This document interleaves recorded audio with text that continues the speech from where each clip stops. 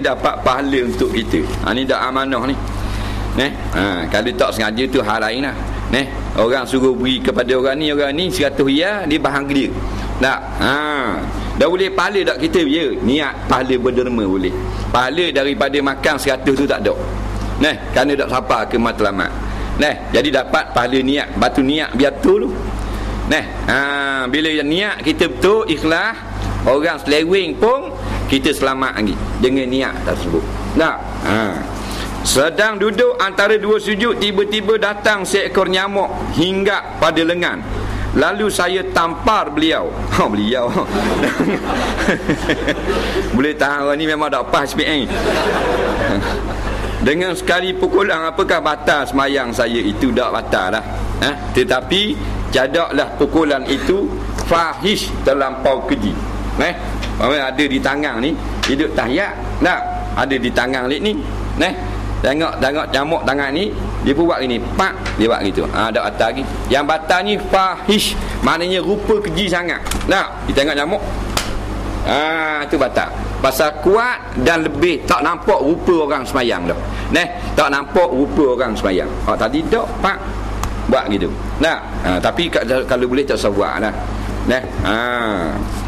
Melainkan sakit sangat sehingga tidak hadir khusyuk. Bila tak hadir khusyuk, boleh kita garu, kita ambat. Kalau setakat ada sedikit gatal atau nyamuk yang tak mengganggu khusyuk, lock situ.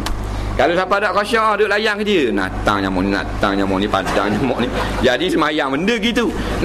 Tu alih lah, garu-garu ke apa, biar dia lari. Baik, soalan seterusnya.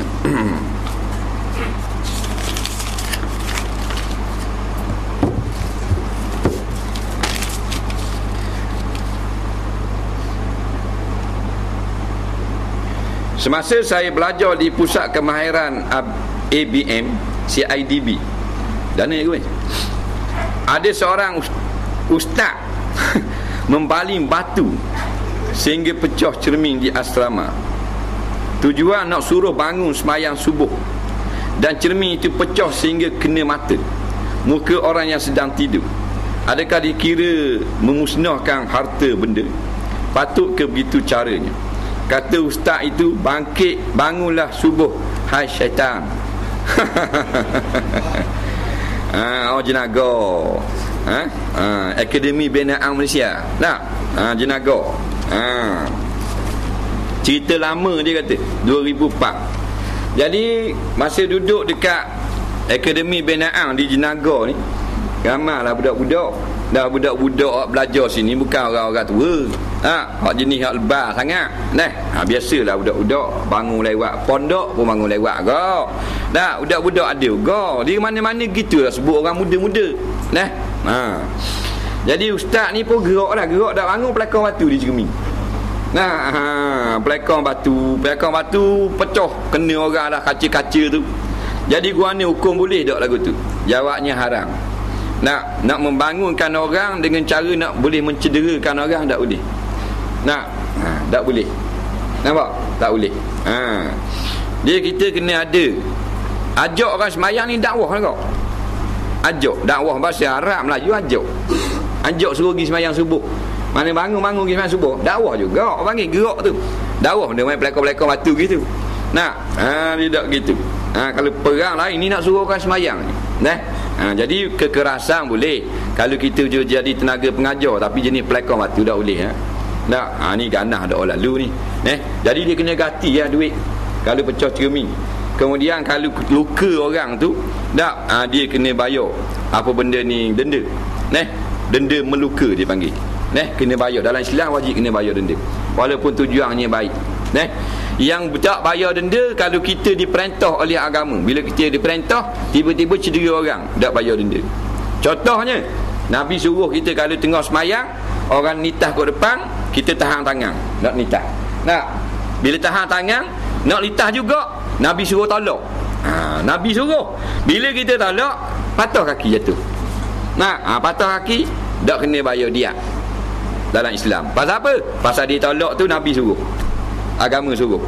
Ni Nabi suruh gerak, tapi tak suruh pelakon batu gitu. Barangkali ustaz ni minum susu rimak.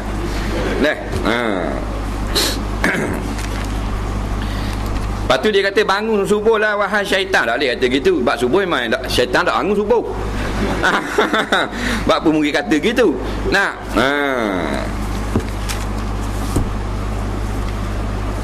soalan seterusnya. Soalan saya mengenai solat berjemaah. Semasa saya masuk dalam sah solat jemaah waktu isyak, saya tak sempat baca Fatihah kerana imam telah pun rakaat pada rakaat pertama. Adakah saya dikira sempat rakaat pertama walaupun tak sempat baca Fatihah, ataupun kena tambah satu rakaat selepas imam bagi salam? Ni. Baik. Dia mari sembahyang, akad takbir Allahu Akbar, tak imam pun rakaat. Atau baru nak bismillah tak imam rakaat. Dia kata dia dapat tak rakaat pertama sama dengan imam tu. Dia tak dah baca Fatihah ni. Gini, kalau dia dah rakaat sama dengan imam, dapat rakaat. Nak mana dia pergi tu Allahu Akbar, tak dah nak baca benda, imam Allahu Akbar rakaat. Dia pun kena rakaat selalu. Dan memang wajib kena rakaat selalu. Dia masbuk dia panggil. Bila dia rakaat tu imam dia rakaat, barulah tu imam akad, maka dapat satu rakaat. Walaupun tak baca Fatihah. Fatihah ditanggung oleh imam. Ataupun dia baru baca separuh Maliki Yaumiddin, tu imam rakaat, dia kena rakaat juga kalau dia orang masbuk mari lewat. Tu imam tanggung hak lebih. Ia akan nak budu tu imam tanggung sampai habis. Yang tak boleh rakaat lagi kalau kita mari awal sama dengan imam. Kita ni muafiq. Tu imam takbir, kita takbir. Tapi bila kita dah habis ke Fatihah, imam rakaat dah, kita kena berhabis Fatihah. Soalan seterusnya.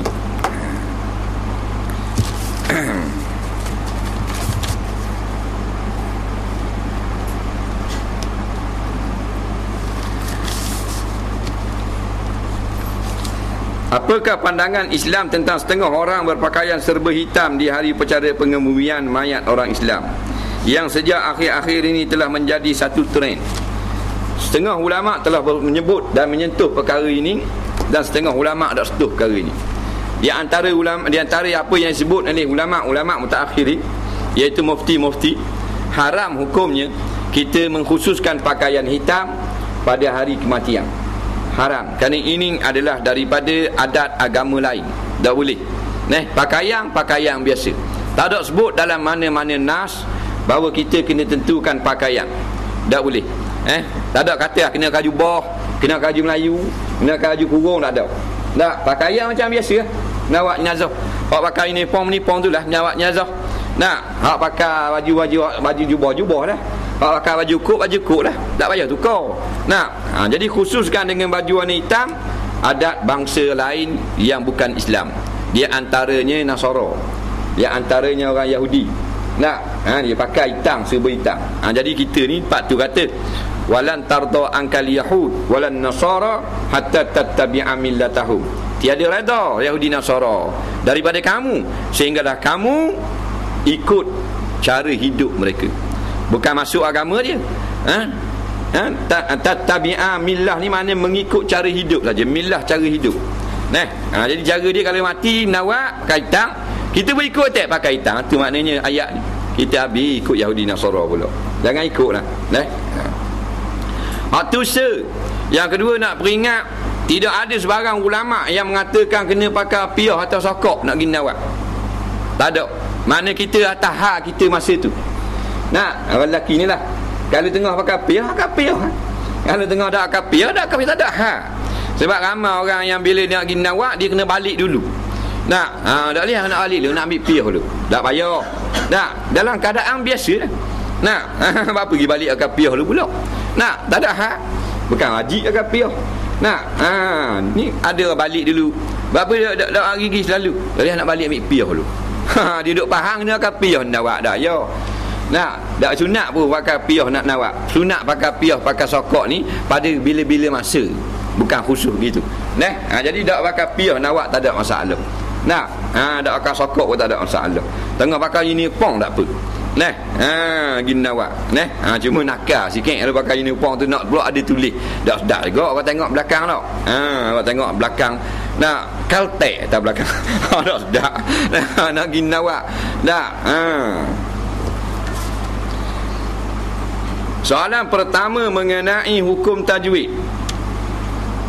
Macam mana cara nak baca yarahu, dalam macam mana nak baca surah ayat-ayat sabwa alam yarahu ahad?